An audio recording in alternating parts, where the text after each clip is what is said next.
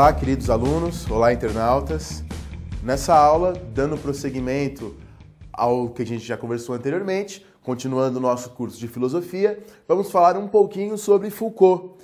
Lembrando sempre algo que eu sempre tenho enfatizado nos meus vídeos, nos nossos vídeos, que essas aulas, esses vídeos são introduções ao tema, para você começar a conhecer o tema. O Foucault, tema da nossa aula de hoje, é um filósofo muito complexo, é um filósofo muito influente no mundo atual, nas discussões filosóficas atuais, e a única maneira de você conhecer Foucault a fundo é lendo as obras dele. Esse vídeo é para você conhecer, é para te dar uma introdução sobre esse tema. Muito bem. Veja só, o Foucault nos fará pensar no homem de novas maneiras. Então o Foucault tem uma obra clássica chamada História da Loucura. Nunca antes a loucura foi pensada da forma como Foucault a pensa.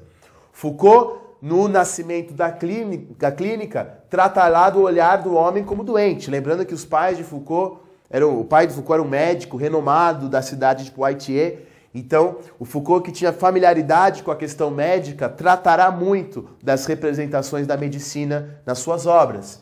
Foucault tratará do homem quando reflete sobre si mesmo como ser vivo, como ser falante, como ser trabalhador. As Palavras e as Coisas, uma obra clássica do Foucault no campo aí da filosofia, pensando o que é o homem. Ele vai chegar a dizer que nessa obra que o homem é uma criação recente e está em vias de extinção. Foucault pensará o julgamento e a punição. Foucault terá um trabalho em sua vida prática em cima das prisões, será um ativista nessas questões relacionadas às prisões, e uma obra chamada Vigiar e Punir, não preciso nem comentar, ela é muito famosa, ela é muito comentada, ela é muito discutida, ela é referência. História da Sexualidade, a mesma forma. Então ele pensará questões de julgamento, da punição, do desejo. Você olhando assim, essa minha exposição de alguma dessas obras do Foucault, que eu coloco entre parênteses, parece que o Foucault tem uma obra dispersa, talvez para você pareça que o Foucault tem uma obra desconexa, mas não é nada disso. Todos esses temas, desejo, sexualidade, loucura, poder, estão absolutamente ligados. Dentro, não só no nosso ponto de vista, mas dentro mesmo da obra do Foucault, há uma ligação fulcral entre todos esses temas. Então, muito bem. Vou falar de algumas coisinhas do Foucault para você conhecer. Primeiramente, o Foucault em suas obras fala que está fazendo uma arqueologia do saber, uma arqueologia das coisas. Principalmente nas suas primeiras obras, ele fala que o seu método é uma arqueologia. Então, eu vou colocar essa questão. O que é a arqueologia filosófica do Foucault? O que Foucault entendia por isso? Vamos ver. Foucault entendia essa questão da arqueologia como uma exumação das estruturas de conhecimentos ocultas que dizem respeito a um período histórico particular. Em outras palavras, a arqueologia busca encontrar os pressupostos e preconceitos, em geral inconscientes, que estão presentes no pensamento de uma época. Buscar as configurações que deram lugar às formas diversas do conhecimento. Isso que eu defini aqui, ele chama de episteme. Vou falar isso em outras palavras para tentar deixar mais claro. Cada época tem as suas coisas que ela aceita como verdades, vamos dizer assim. Cada época tem as suas formas de pensamento. Cada época tem uma estrutura de pensamento. Então, para usar um exemplo bem simples, houve uma época em que as pessoas acreditavam que a Terra era o centro do universo. Depois houve uma outra época em que as pessoas não acreditavam mais isso. O que é fazer uma arqueologia dessas épocas? É tentar descobrir o que no contexto da época, o que na mentalidade da época, o que na estrutura de pensamento da época possibilitou as pessoas acreditarem e achar factível que a Terra é o centro do universo. Isso é fazer uma arqueologia do pensamento. Investigar as estruturas do pensar. Né? O Foucault vai chegar a dizer que a gente nunca pode escapar do nosso saber, da estrutura, da episteme da nossa época. A episteme da época é o que torna possível nós acreditarmos em determinados conceitos. Então, voltando, retomando, fazer uma arqueologia desta época antiga é tentar entender o que na mentalidade das pessoas torna factível a ideia de que a Terra é o centro do universo. Isso é uma arqueologia do saber. Muito bem, o Foucault falará muito em ciência e tratará de temas que hoje nós chamamos de história da ciência. E é muito interessante que, influenciado por outros filósofos franceses, ele terá uma metodologia muito particular a respeito da história do saber, a respeito da história do conhecimento. Vamos ler aqui. Para Foucault, a história do conhecimento representa uma série de filiações conceituais, cuja evolução é atravessada de acidentes, retardada ou desviada por obstáculos, interrompidos por crises, tendo que frequentemente reconstruir a sua razão. Vou tentar novamente traduzir em outras palavras para você entender melhor. Vou traduzir em outras palavras. Veja só, para Foucault, a história da ciência não é a história de um progressivo descobrimento de um conhecimento pronto que está dado. Quer dizer, muita gente acha que a história da ciência é isso. Muita gente acha que a história da ciência é uma escadinha, vamos dizer assim, na qual as pessoas vão cada vez mais descobrindo a verdade, chegando à verdade absoluta. E Foucault fala que não é nada disso. Foucault fala que não é isso de forma alguma. Foucault vai pensar a história do conhecimento como uma coisa muito mais de desvios, de paradas, de barragens, de idas e voltas. E é claro que o Foucault está falando isso no século XX, quando surge a teoria da relatividade, quando a física dá giros. Então a história da ciência não é a história de uma progressão. Ah, professora, você está dizendo que para o Foucault não existe verdade? Não é exatamente isso, que a verdade não existe ou que é tudo absolutamente relativo. É que cada época, a episteme de cada época terá uma verdade que lhe é útil, que lhe é própria, que faz sentido. Né? E não se trata de condená-la. Se trata de que cada época terá a verdade que lhe é apropriada, que lhe é adequada, ou as verdades, melhor dizendo. Eu vejo que é diferente de dizer que a verdade não existe. Existe, só que ela é própria de uma episteme de uma época. E a história da ciência vai descobrindo essas verdades. Muito bem, então veja que isso é uma questão metodológica muito interessante. Vou exemplificar melhor para você, usar o exemplo que o próprio Foucault traz. O Foucault lembra de um conto de um grande escritor argentino chamado Jorge Luis Borges. O Borges, num dos seus contos, trata de uma enciclopédia chinesa que divide os seres vivos em pertencentes ao imperador, embalsamados, leões, sereias, fabulosos, cães soltos, que se agitam como loucos e desenhados como um pincel finíssimo de pelo de camelo. Para nós isso é muito estranho, nós que classificamos os seres vivos como vertebrados, invertebrados ou mamíferos. Nós temos essas classificações, os chineses têm as deles.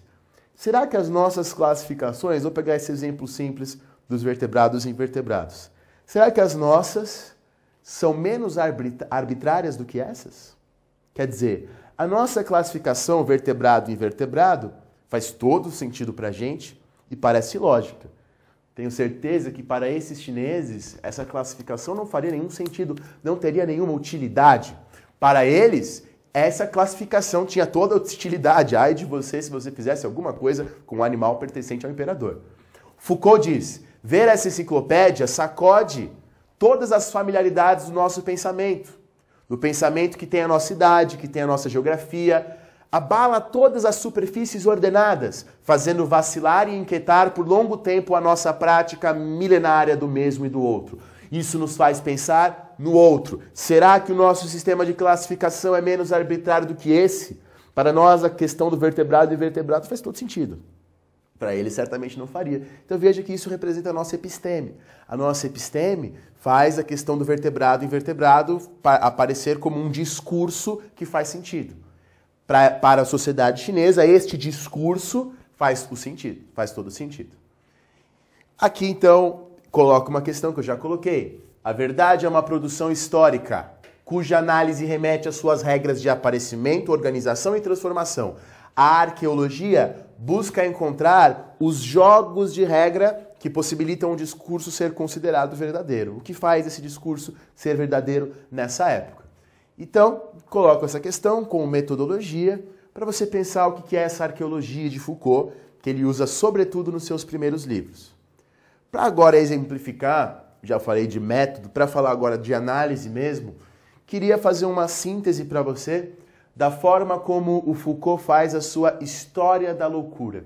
Lembrando que a história para o Foucault é uma coisa muito importante, né? A história para o Foucault é o que faz a gente entender tudo. Coisas que para nós parecem dadas, se analisadas historicamente, ganham outro contorno.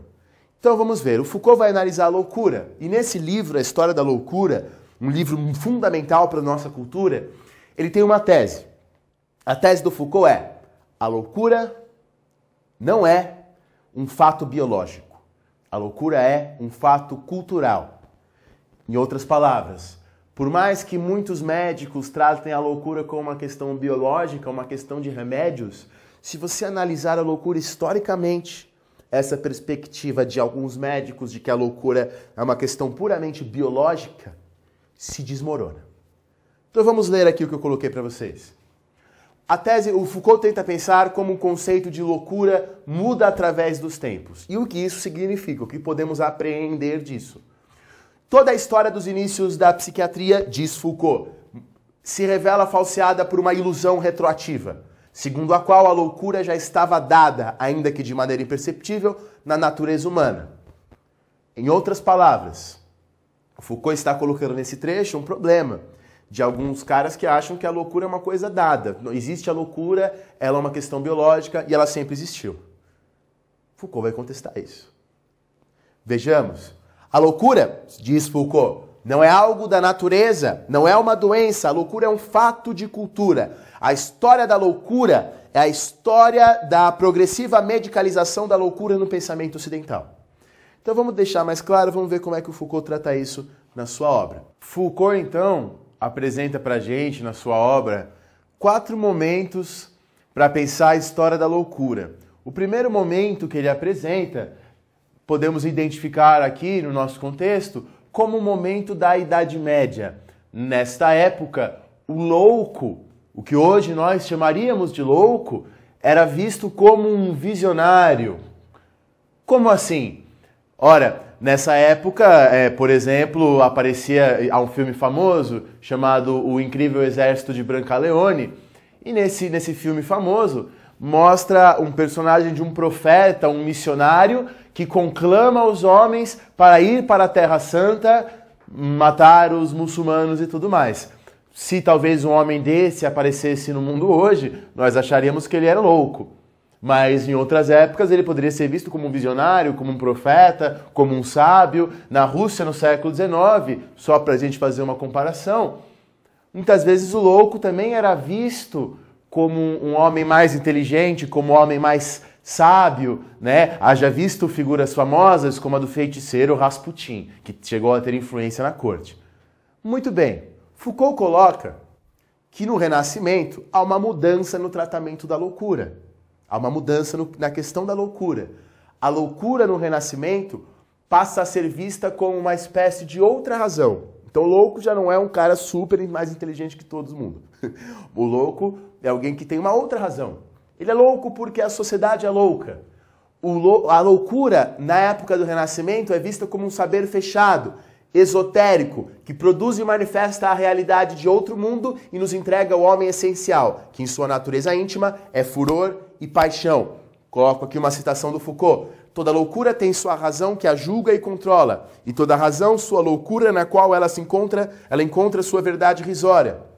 Em outras palavras, é como se Foucault estivesse dizendo que a loucura existe e ela nos mostra coisas, ela tem uma razão que nos mostra a loucura da época.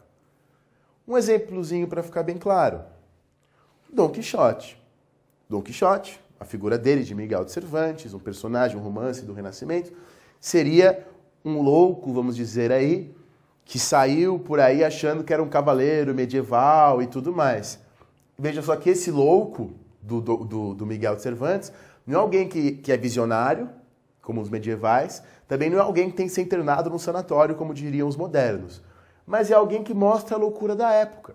Ora, aqui mesmo no Saiba Mais, se você for pesquisar, eu já gravei um vídeo sobre um texto de Erasmo de Roterdã chamado Elogio da Loucura, que mostra exatamente essa concepção da loucura no Renascimento, como uma outra razão, como algo que mostra as loucuras da nossa sociedade. Então essa é a concepção da loucura do Renascimento, um segundo momento. Um terceiro momento se dá no que Foucault chama de Idade Clássica, no século XVI e XVII, que teria se formado a partir da obra do Descartes. Então, caso você não tenha visto ainda, recomendo que você volte atrás dos nossos vídeos e veja o vídeo que o professor Gui gravou a respeito do Descartes. Sintetizando, seria o seguinte.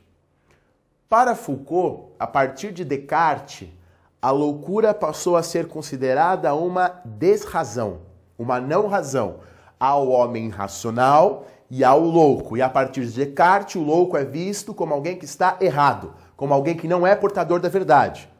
Então, a partir de Descartes, muda completamente a visão que se tem do louco. O louco é alguém que não tem a verdade, é a desrazão. Vamos ler o que eu coloquei aqui. Com Descartes, fundador da filosofia moderna para muitos, a loucura passou a ser algo que nos leva ao erro. Descartes passou a diferenciar, ele diferencia o racional e verdadeiro do errôneo e falso. Ou melhor dizendo, a loucura, a partir de Descartes, vira a perversão das leis da razão. A razão é uma coisa e a desrazão é outra. Não é mais como no Renascimento, em que a desrazão tinha um quê de razão e a razão tinha um quê de desrazão. Não. A partir de então, a loucura se torna o oposto da razão. E mais, a loucura é silenciada do ponto de vista filosófico. Ninguém mais quer ouvir o louco. O louco é burro. O louco é ignorante. Não é mais o louco que era escutado na Idade Média, nem o louco que tinha uma razão no Renascimento. Agora é alguém ignorado do ponto de vista da filosofia e internado do ponto de vista institucional. Vamos ler o texto do Foucault. A loucura foi colocada fora do domínio no qual o sujeito detém os seus direitos à verdade. Quer dizer, a loucura passa a ser vista como um crime. Quer dizer, o louco, a partir dessa época, é alguém que não tem direito à verdade. Tira-se do louco o direito à verdade. E na prática, isso se reflete no que o Foucault chama de grande enclausuramento. Quer dizer, os loucos nessa época, século XVI e XVII, passam a ser banidos da vida pública, reclusos, encarcerados e torturados nos tais dos hospícios. Os chamados hospitais gerais proliferaram pela Europa. Aqui há um hospital para insanos em Londres, que inclusive as pessoas visitavam. Foucault estima 96 mil visitas por ano. E as pessoas visitavam esse hospital para se entreter com o louco. Lembrando que no século XVI e XVII, a loucura antissacralizada agora é vista como um crime e eram loucos desocupados, mendigos, homossexuais, vagabundos, devassos, bêbados. Quer dizer, tudo que era diferente, tudo que se desviava do que era considerado normal nessa época, passava a ser reduzido à loucura, chamado de loucos. A sociedade tinha sua concepção de normal e racional e tudo que se desviava disso era enclausurado. Isso é o terceiro momento da loucura. Veja como a coisa evolui. Do missionário para o louco que tem uma razão e agora o louco sem razão. E aí vem o último momento. O quarto momento, que é no século XVIII. No século XVI e XVII, o louco era visto como um criminoso. A partir do século XVIII, e somente a partir dessa época, o louco passa a ser visto como um doente. O confinamento dos loucos começa a ser visto como algo bárbaro e a loucura não é mais um crime, mas a partir desse momento uma doença, e uma doença individual. A época do século XVIII, que, perceba, a época da Revolução Industrial, a época de um crescimento enorme do chamado saber médico, esta época cria um mito, o mito de que há um homem normal. E este homem é anterior à doença, um homem que não tem doenças. Cria esse mito de que existe um homem normal e de que o louco é aquele que está distante da normalidade. O louco é o doente. Antes ele não era doente, agora ele era criminoso. Agora ele passa a ser um doente. A partir desse momento, os loucos são colocados sob cuidados médicos. Ao invés de correntes de ferro, como na Idade Clássica, no 16 e 17, os loucos passam a ser medicados. Com a psicanálise, os loucos podem agora falar para os psiquiatras. Mas perceba, diz Foucault, o louco torna-se agora um objeto de estudo. Agora o louco é estudado. É um doente mental. É o objeto, é objetivado pelo saber médico. Veja só, a loucura, perceba você, continua a ser vigiada. Continua a ser confinada pela razão. O médico onipotente e onipresente é a autoridade que atua sobre os ditos loucos. O médico representa o poder da razão sobre a loucura. Veja só, a constituição da loucura como doença mental no fim do século XVIII delineia a constatação de um diálogo rompido entre a loucura e a não loucura, entre a razão e a não razão. E agora eu quero muita atenção sua nesse trecho do Foucault. A linguagem da psiquiatria, que é um monólogo da razão sobre a loucura, só pôde estabelecer-se sobre um tal silêncio. Vou tentar traduzir isso em outras palavras para você. É como se Foucault estivesse falando o seguinte: os loucos ainda não podem falar, os loucos ainda estão submetidos, agora são doentes, e por mais que ele possa falar para a psiquiatria, o que há nessa relação psiquiatria e o louco não é um diálogo, de forma nenhuma é um diálogo. O que há ali é um monólogo da razão em cima do louco. O louco fala, mas todo o discurso do louco é submetido ao discurso do psiquiatra, ao discurso médico pretensamente científico. Isso, veja as críticas muito pesadas e muito fortes que o Foucault faz, muito debatidas que o Foucault faz. Perceba só. Segundo Foucault, alguns artistas conseguiram se esquivar disso. O caso de Marquês de Sade, o caso do Van Gogh, conseguiram superar, esquivar-se dessa autoridade psiquiátrica, superar a razão. E aí eu coloco até uma frase do Nietzsche. A gente pode se questionar se o Nietzsche foi o mesmo, se o Nietzsche realmente ficou louco, ou se na verdade o que o Nietzsche fez foi concretizar a sua filosofia. Só quem traz o caos dentro de si pode dar à luz a estrela bailarina. Van Gogh, Marquês de Sade, muito admirados por Foucault, são caras que deram à luz a essa estrela, pois puderam superar esse discurso médico e encontrar uma autonomia na sua desrazão. Muito bem, agora eu queria fazer apenas uma observação para você pensar um pouco melhor essas questões. Evidente que tudo que eu falei até aqui não é a minha opinião, eu estou apenas expondo um pouquinho do que o Foucault pensa. Apesar disso, eu queria aproveitar esse momento para dizer para você que existem muitos movimentos hoje dentro e fora da medicina para tentar enxergar de outra forma o doente, o louco. Queria dizer para você que existem vários movimentos nos hospitais e etc. para tentar tratar essas questões de outras formas. Para citar um exemplo dos vários que seriam possíveis, citar uma organização muito famosa, não só no Brasil, ela surge nos Estados Unidos e ela vem para o Brasil já faz algum tempo, que são os Doutores da Alegria, né, que vão fazer o trabalho de palhaço dentro dos hospitais. E uma das propostas deles é justamente trazer um olhar integral a respeito do doente. Quer dizer, se muitas vezes o médico olha para uma criança doente e só enxerga essa doença, eles entram dentro desse hospital para trazer o que a criança tem, não de doente, mas de vida, a partir daquilo que traz o olhar do palhaço. Além disso, eles fazem um trabalho não apenas com as crianças doentes, mas também com as enfermeiras, com todo o pessoal do hospital, para dar uma vida nova, uma cor nova para o lugar. Se você tiver interesse em conhecer um pouco disso, você está vendo aí na sua tela o site deles, e você encontra também filmes, livros sobre assuntos que você encontra mesmo no site deles a respeito disso.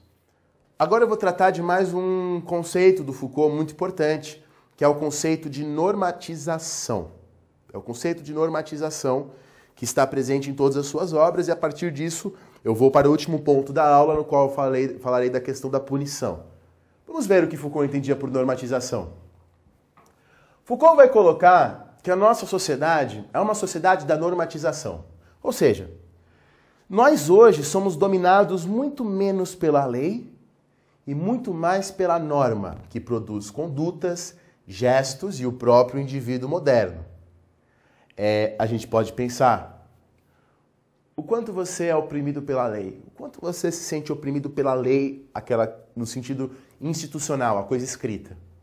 E o quanto você se sente oprimido pela norma? Quantas coisas que você deixa de fazer, não porque você será punido por uma lei, mas porque você não considera normal? Quantas vidas você não deixa de ter, quantas pessoas você não deixa de conhecer, o quanto você não é oprimido por esse conceito de normal, quantas coisas que você não faz porque disseram para você de algum jeito, você aprendeu de algum jeito, que isso não é normal. Essa norma é o que nos oprime, mais do que a lei nos dias de hoje. E como essa norma se estabelece? Essa norma, essa normalização se estabelece por um poder disciplinar que regula a vida dos indivíduos e um poder biopolítico que regula a vida das populações. A gente pode pensar a partir disso em várias coisas. Vamos passando os slides para ver. O Foucault vai dizer que o poder disciplinar, esse poder da disciplina, de normatização, que hoje tem o efeito de majorar a utilidade do trabalho e da atividade humana, inclui, primeiro, a arte da distribuição espacial. Segundo, o controle não só sobre o resultado, mas sobre o desenvolvimento da ação. Terceiro, uma vigilância constante, uma perpétua pirâmide de olhares que garantam a disciplina. Quarto, um registro contínuo que garanta que todas as informações sobre o indivíduo, de seus gestos, de sua atividade, cheguem ao cume da pirâmide disciplinar. Talvez isso tenha parecido um pouco difícil para você, mas fica fácil se você pensar na sua vida, já que ele está falando da sua vida. Pense no hospital, pense numa escola, pense no seu trabalho. Pense que ali há uma norma, há uma tentativa de te normatizar, de te encaixar numa norma. E há uma tentativa de controle, de tornar o seu trabalho útil. Pense no seu trabalho, pense na distribuição espacial do seu trabalho, pense na distribuição espacial de uma escola. Pense nos corredores, pense na porta de entrada, pense na porta de saída. Veja que toda a escola ela está organizada com efeito de controle dos alunos, os trabalhos, os hospitais. Há uma organização espacial com a função de disciplinadora. Evidentemente, hoje em dia, existem outras propostas. Em grande parte, na verdade, é a reflexão de Foucault que desperta a ideia de novas propostas. Segunda coisa, pense numa escola, pense na fábrica, pense no trabalho. Controle sobre o desenvolvimento da ação. Então não me interessa apenas os resultados desta escola. Não me interessa apenas as coisas produzidas por essa fábrica. Me interessa também controlar o desenvolvimento da fabricação de conhecimentos, de alunos, de pessoas saudáveis no hospital. Perceba uma vigilância constante. Perceba que no exército, onde tudo isso também está presente, a hierarquia do exército deve ser toda controlada, de forma que o menor se sinta vigiado pelo maior e vice-versa. Uma pirâmide de olhares que garantam a disciplina. Veja que um aluno numa escola está submetido a vários olhares, do coordenador, do professor, do pessoal do corredor. E todos esses olhares disciplinam o aluno, mesmo se dá num paciente de um hospital, para que o aluno não deixe de aprender, não fuja da escola, ou qualquer coisa do tipo. Para que o doente não queira mais, não desencane, se não esqueça de ser tratado, não diga não quero ser tratado, para que isso não aconteça, para que o doente não fuja. Um registro contínuo que garanta que todas as informações cheguem ao cume da pirâmide disciplinar. Pense no trabalho, pense na escola, pense no hospital, pense no presídio, pense no exército. Tudo hoje em dia é registrado, de alguma forma. E às vezes a gente até se questiona, por que isso está sendo registrado? Foucault colocará, é uma forma de disciplina. É uma forma de enquadramento, é uma forma de normatização. Tudo é registrado. E é interessante nos dias de hoje como essas instituições, escola, hospital, exército, prisão, se assemelham. O clássico do Pink Floyd, The Wall, né, do que está no The Wall, nos remete a essa questão. Nos remete a essa questão. Nos lembra essa questão. Tem um clipe que você pode aproveitar que você está me vendo na internet e procurar, né, em que o Pink Floyd está tratando dessas coisas. E a partir dessas reflexões eu terminarei esse vídeo falando um pouquinho deste livro, Vigiar e Punir. Uma história da violência nas prisões. Esse é o subtítulo, apesar do livro não falar de prisões apenas, mas também da vigilância e da punição nos hospitais, nas escolas, no exército e tudo mais. Vamos ver um pouco sobre isso. O objetivo do livro é pensar a tecnologia do poder que teria surgido justamente no século XVIII, momento que a loucura, como falamos, será medicalizada. O livro trata de escolas, fábricas, hospitais. Este tema, que eu já estou abordando com você, da normatização, é o que se chama microfísica do poder. Foucault não está pensando o poder só no âmbito estatal. O poder do governante que reprime. Não é só isso. O Foucault está pensando outras formas de poder. O poder estabelecido dentro do trabalho, a vigilância dentro do trabalho, dentro do hospital, dentro da escola, dentro do exército. Então vamos ver. Foucault vai falar também de momentos na história da punição. Um primeiro momento, até o século XVIII aí, é o momento da execução pública, que era o centro da prática punitiva.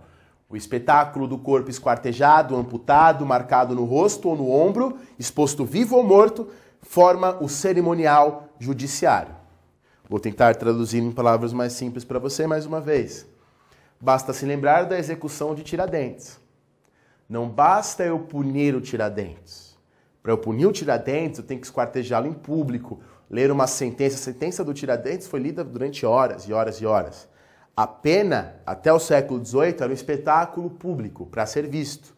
Já que, até o século XVIII, todos os crimes que eram feitos eram considerados crimes lesa majestade. Ou seja, se o Tiradentes faz um determinado crime, é como se o Tiradentes estivesse ofendendo diretamente a figura do rei. Os crimes eram considerados ofensas diretas à figura do rei. Daí que a pena tinha que ser uma pena cerimonial exemplar, onde o corpo era amputado, esquartejado, essas coisas que vocês viram por aí. Só lembrar da pena também do Tupac Amaru, aqui na América do Sul, quando ele se revoltou. Famosa forma de execução dessa época, em que cada pedaço do seu corpo era amarrado num cavalo, os cavalos tinham que andar, e os cavalos arrancavam todos os pedaços de seu corpo. Isso eram as formas de punição judiciária até o século XVIII. Todo crime era visto como ofensa à majestade. Portanto, a liturgia da execução pública de sua punição demonstrava a vitória do poder soberano sobre a ofensa que lhe foi feita. Isso muda no século XVIII. Essa forma de punir muda. Muda como e muda por quê? No século XVIII, veja só, não é mais agora que a gente tem que castigar corporalmente o criminoso em público e exibir o seu corpo. Ao invés de simplesmente destruir o corpo do indivíduo, a sociedade passa a controlá-lo. Ou seja, agora a detenção, a prisão, como a gente chama hoje, torna-se a principal forma de punição. O corpo não é mais destruído. O corpo é internalizado numa prisão, sujeito ao poder prisional. As penas passam a ser supostamente proporcionais aos atos do criminoso. A pena agora não é mais uma vingança do rei, não é mais o rei mostrando a sua força, mas a pena se torna um ato administrativo do Estado. Veja como as coisas mudam. Coloca-se então o problema. Qual é a medida e a economia do poder de punir? Como eu puno? Eu vou punir mais, vou punir menos, vou matar, não vou matar? De maneira que o direito de punir-se, então, o direito de punir não é mais a vingança do soberano, e sim a defesa da sociedade. As pessoas diziam na época, ora, então agora nós humanizamos as penas. Agora as penas foram humanizadas, não mais destruímos em praça pública o detento, mas colocamos ele numa cadeia. O Foucault, que estudava as cadeias, questionava isso fortemente. Não é que as penas foram humanizadas. É só dar uma olhadinha nas prisões que você verá isso. O que ocorre não é a humanização da punição, mas uma estratégia de remanejamento do poder de punir a fim de aumentar os seus efeitos, diminuindo seu custo econômico e político. Em outras palavras, o sistema penal que se forma é uma consequência da sociedade reguladora e disciplinada que estava começando a surgir. Ou seja, no momento que surge essa sociedade normativa, você faz isso com os prisioneiros. Como assim, professor? Nossa sociedade de hoje não é mais uma sociedade do espetáculo, como diriam alguns. Talvez aqui Foucault respondendo ao Guy Debord, que tem o famoso livro A Sociedade do Espetáculo. Mas é uma sociedade de vigilância. Não estamos mais nas arquibancadas, nem no palco de nada. Estamos numa máquina panóptica, investidos por seus efeitos de poder que nós mesmos renovamos, pois somos as suas engrenagens. Você deve estar se perguntando, professor, o que é isso de panóptico? Para explicar a nova forma de disciplina e vigilância nos hospitais, nas escolas, nas fábricas e nas prisões, Foucault cita o clássico exemplo do panóptico, que significa literalmente vê-se tudo, de Jeremy Bentham. Então, agora é o último momento de nossa aula, eu vou explicar para você o que é esse panóptico, que vem do Bentham, o Foucault recicla esse modelo, e o Foucault fala que essa coisa do panóptico é o modelo de vigilância dos hospitais, das escolas, das fábricas, etc. Você vai ver esse modelo e você vai você mesmo pensar se você acha que isso é adequado ou não. Você vai ver se você acha que realmente as nossas sociedades são panópticas. Esse modelo de vigilância se aplica ao nosso mundo moderno. Vejamos. Aqui tem para você aqui uma imagem do que seria esse panóptico. Vou aqui um pouquinho para o lado para você ver melhor. No modelo panóptico, funcionaria da seguinte forma. Aqui está uma série de celas e há aqui um poder central. Há aqui um lugar central, grande. Nesse lugar central seria a torre de vigilância. Essa torre de vigilância vigiaria todas as celas. Por ela daria para olhar todas as celas. As celas ficariam com as suas portas abertas, elas teriam uma janela para fora e uma porta para dentro. De forma que, por conta dessa janela, todas as celas aqui estariam iluminadas. E por se colocar de forma circular, este poder central pode vigiar todo mundo. Mas veja, por conta da disposição desse panóptico, desse modelo panóptico, todos que estão nessas celas podem ver o poder vigilante. Podem ver que ele está lá. Mas eles não sabem se tem ou não alguém vigiando. Então todos estão com medo, porque aqui há a vigilância, sem saber se essa vigilância está acontecendo ou não. Olha o que o Foucault diz. O panóptico induz no detento um estado consciente e permanente de visibilidade que assegura o funcionamento automático do poder. Automático. Fazer com que a vigilância seja permanente em seus efeitos, mesmo se descontínua em sua ação. O sucesso do poder disciplinar se deve, sem dúvida, ao uso de instrumentos simples. O olhar hierárquico, a sanção normalizadora e sua combinação com o exame. Então é como se a gente tivesse, essa coisa do panóptico, voltando aqui à imagem, é como se a gente tivesse internalizado isso, como se dentro de nós existisse essa torre de vigilância. Nem sabemos se tem alguém olhando, mas a gente acredita que tem. A gente segue isso, é que nos normaliza. O olhar hierárquico, a sanção, o exame, o objetivo de maximizar a utilidade e docilidade das pessoas que estiverem nesses lugares. Então com isso você se torna um ser útil e dócil ao sistema, seguindo essa sanção normalizadora. Então, assim eu termino esse tema, assim eu encerro a nossa exposição sobre Foucault.